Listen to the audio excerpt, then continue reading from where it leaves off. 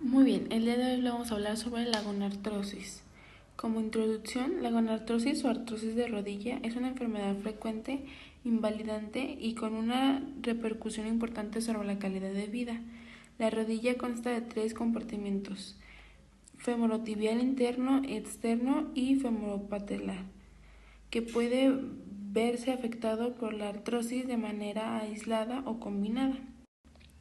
Algunas de las causas frecuentes del dolor articular: crepitación o ruidos articulares, limitación de movilidad o en ocasiones de derrame articular con mayor o menor grado de inflamación y de un deterioro progresivo de la calidad de vida.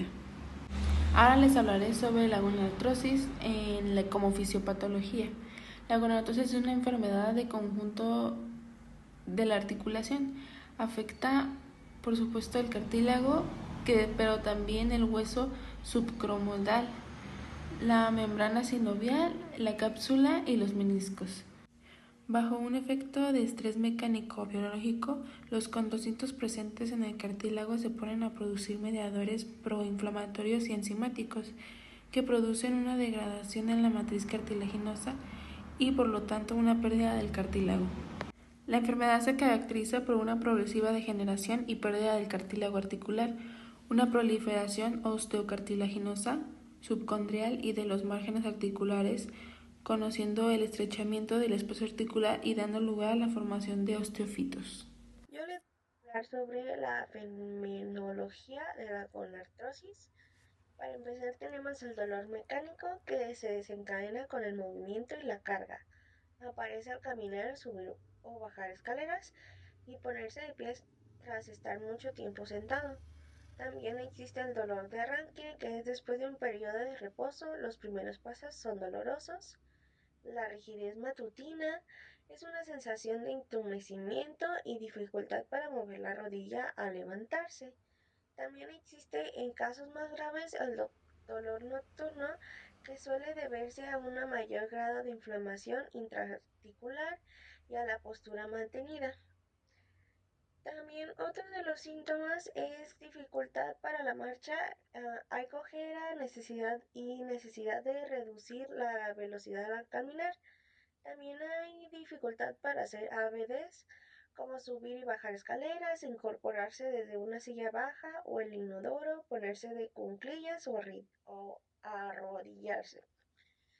También los pacientes van a sentir esto que se llama crujidos o la crepitación. El paciente va a sentir como que hay arena dentro de la articulación o como que suena un chasquido seco. También puede haber deformidad en varo, que es cuando las piernas se arquean hacia afuera debido al desgaste preferente del compartimento interno, y deformidad en vago, cuando son las rodillas se juntan y los tobillos se separan por el desgaste del compartimiento externo. También puede haber derrame sinovial, que es la hinchazón, acumula líquido en la articulación haciendo que la rodilla se vea hinchada y el paciente lo siente como presión o tensión. También puede haber sensación de fallo o seguimiento de la rodilla. Esto es cuando el paciente siente que se le va o le falla de manera brusca, especialmente al bajar un escalón o a caminar por un terreno irregular. Ahora les voy a hablar sobre la prevalencia en la gonartrosis. En un estudio realizado en el municipio de Atlixco, perdón, se reportó que el 51% de los pacientes presentaban rigidez severa y el 59% capacidad funcional moderada. La edad promedio de los pacientes es de 58 años y el 87% presenta sobrepeso y obesidad.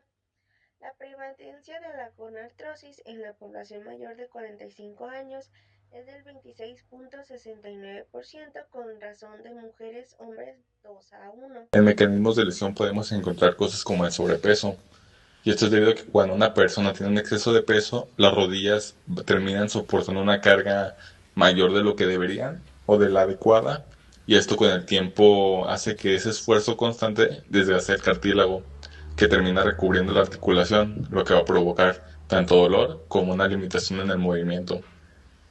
Otro factor importante también es la edad, y es que a medida que envejecemos el cartílago que protege las superficies articulares se va deteriorando, de manera natural. Y es que este desgaste hace que los huesos rocen entre sí, generando una inflamación y un dolor característico de la gonartrosis. También tiene que ver o tiene que influir el género, debido a que en las mujeres, sobre todo los que están en la menopausia, los que lo han pasado, tienen una disminución en el de estrógenos, lo que deja el cartílago más desprotegido, además de que la estructura anatómica de las piernas de la mujer puede aumentar la presión sobre las rodillas, favoreciendo la aparición de esta enfermedad y provocando que que el género influya en estos mecanismos. También se pueden encontrar por traumatismos, ya que pues, por lesiones previas en las rodillas, como golpes fuertes, fracturas o incluso desgarros de meniscos, pueden terminar alterando la estabilidad articular, lo cual va a terminar acelerando el desgaste del cartílago y facilitando la aparición de la gonartrosis con el tiempo. En la clínica de la lesión podemos encontrar un dolor articular, y esto suele aparecer cuando la persona realiza movimientos o cuando carga peso sobre las rodillas, por ejemplo el caminar o subir escaleras. Al principio el dolor mejora cuando se descansa, pero conforme la enfermedad termina avanzando, puede llegar a doler incluso estando en reposo. También hay una limitación en la funcionalidad, es decir, que a medida que la gonartrosis progresa, la persona empieza a tener más dificultades para realizar ciertas actividades diarias, como bien podría ser caminatas largas o ponerse de cuclillas, perdón, o incluso subir escaleras. Esto ocurre por la articulación, porque la articulación pierde su movilidad normal y cada movimiento se vuelve muy doloroso. Y esto en algunos casos puede causar rigidez, o más que nada se debe a la rigidez. También puede haber una deformidad articular progresiva, y es que con el tiempo la rodilla también puede sufrir deformaciones muy visibles, lo cual esto se conoce como deformidad articular progresiva, y ocurre cuando el cartílago que protege los extremos de los huesos se termina desgastando y el cuerpo responde generando cambios óseos como pequeños crecimientos llamados osteofitos, lo que va a terminar haciendo una deformidad. También hay crepitaciones o chasquidos, y esto es un signo muy característico de la gonartrosis, y es que se trata de una sensación o de un sonido de crujido, por así decirlo, al mover la rodilla. Y esto ocurre porque al estar dañado el cartílago, las superficies articulares ya no se deslizan como deberían y terminan rozando entre sí. Puede haber también un derrame articular leve, que esto en algunos casos puede presentarse, y eso significa que dentro de la rodilla se acumula una pequeña cantidad de líquido debido a la irritación de la articulación.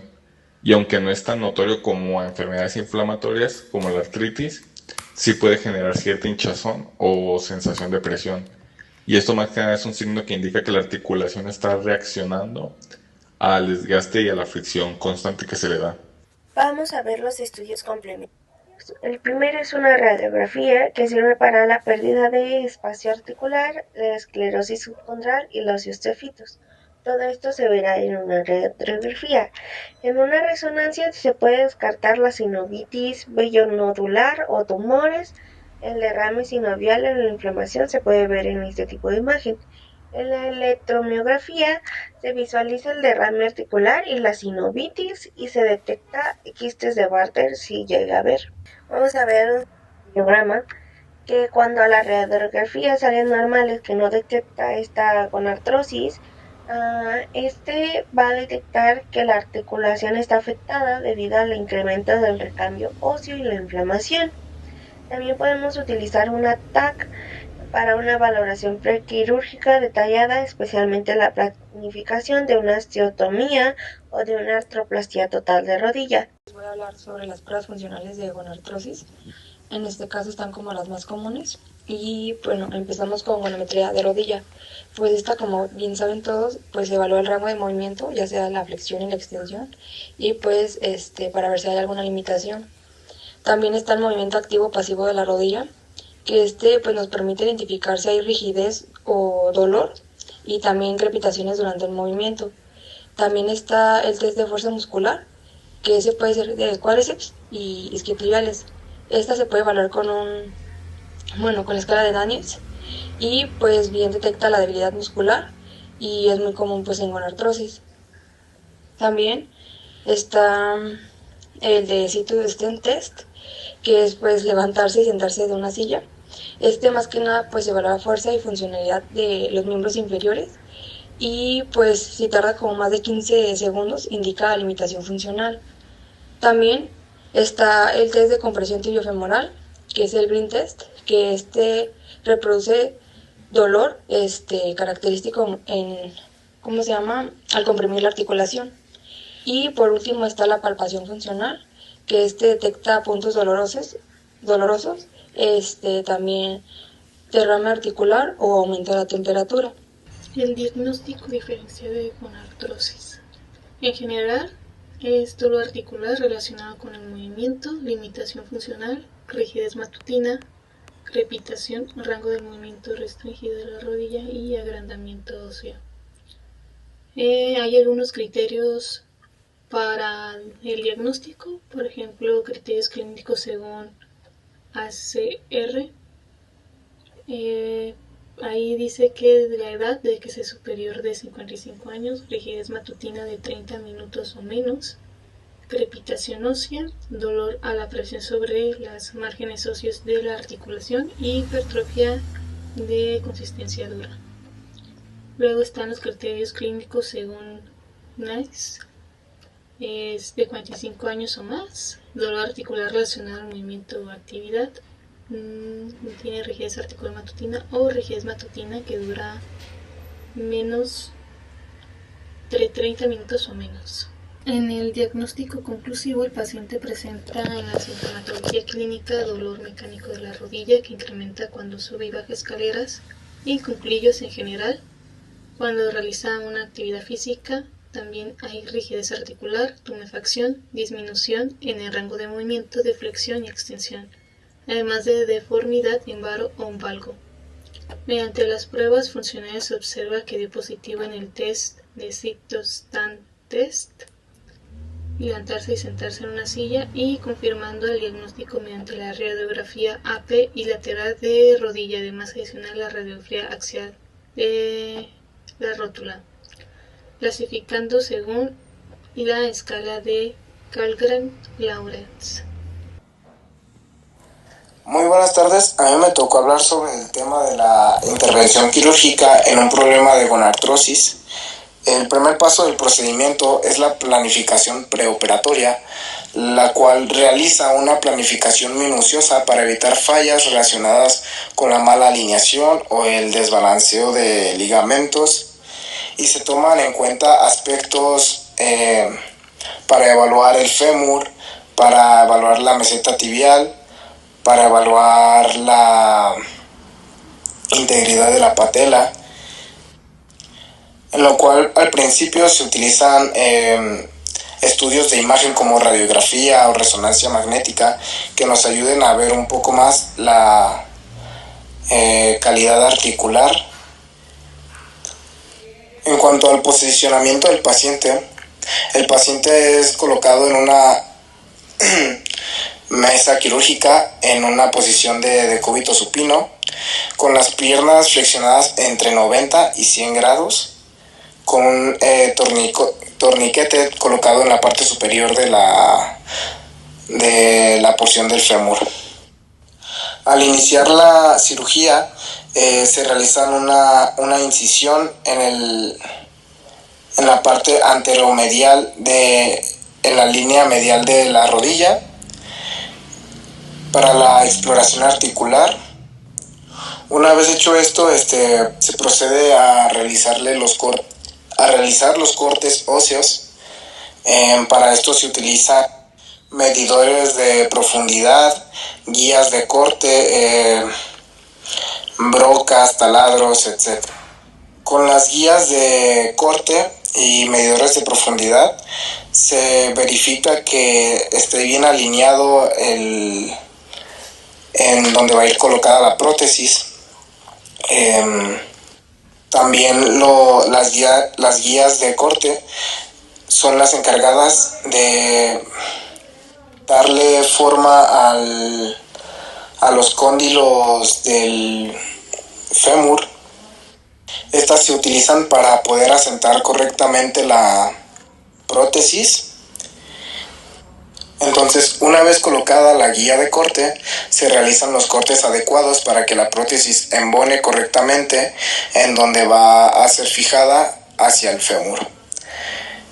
De igual manera, se realiza una guía en la meseta tibial y se realiza de igual manera cortes a partir de una guía de corte en la meseta tibial para poder asentar también ahí la prótesis que se le realizará al paciente. Y de ser necesario, también se le realiza una medición parecida a la rótula, a la patela, en la cual se verifica el daño que tiene en la cavidad articular de la patela, y se realizan mediciones y a continuación también se le coloca una guía de corte y una vez realizados los cortes también se le pone una prótesis. Una vez realizado todo el proceso quirúrgico y de la adaptación de la prótesis a los procesos óseos, se le realizan pruebas para ver que todo esté correctamente balanceado y ajustado al tamaño. Una vez todo esto confirmado, se procede con el cierre quirúrgico, se sutura la cápsula con puntos interrumpidos y continuos. En el apartado de la rehabilitación postoperatoria, nos habla sobre una duración de aproximadamente 2 meses para la recuperación óptima de la articulación. Sin embargo, se recomienda que la recuperación del paciente inicie una vez al día siguiente tras la recuperación de la cirugía, con movimientos pasivo asistidos, pero leves sobre la articulación, para ir empezando a trabajar el rango de movilidad de la articulación. Se estima que el tiempo adecuado para la recuperación completa de la rodilla y el correcto uso de la prótesis es de aproximadamente entre 2 y 3 meses. Fisioterapia basada en evidencias. Se recomienda los agentes físicos como el TENS, con una dosificación de frecuencia de 100 Hz, colocación de 2 electrodos colocados a medial y 2 lateral a la articulación, ultrasonido y infrarrojo. Ejercicios de estiramiento y pilates, estiramiento lateral para los músculos cuádriceps. El paciente está en posición de cúbito lateral, donde estira una de las rodillas hacia posterior del cuerpo y asimismo se estiran los cuádriceps. Estiramiento de isquiotibiales en posición supina. La articulación de la cadera está doblada y fija a su rango máximo y la articulación de la rodilla está en extensión hasta donde lo permite el músculo acortado. Ejercicios de fortalecimiento, como ejercicio isotónico para los músculos cuádriceps, en posición supina, utilizando resistencia del tobillo con pesas, para elevar la pierna a 30 grados de flexión de cadera, igual, además de que se puede utilizar con pesas, se puede utilizar con liga de resistencia. Ejercicio isométrico para los músculos cuádriceps, levantar el talón mientras está sentado con las rodillas extendidas, contrayendo el músculo cuádriceps a medida que la rodilla empuja hacia la colchoneta. También se puede en decúbito supino, abajo de la rodilla poner alguna toalla y pedirle al paciente que contraiga los cuádriceps haciendo presión a la toalla. Ejercicio de fortalecimiento de los músculos isquiotibiales. Posición prona en la mesa de tratamiento, la pierna se inclina hacia el muslo desde la extensión y vuelve a la mesa. Igual se puede hacer en decúbito supino. También se recomienda el Kinesiotaptic para reducir el dolor y aumentar el rango del movimiento de extensión de la rodilla y la flexibilidad de los isquiotibiales.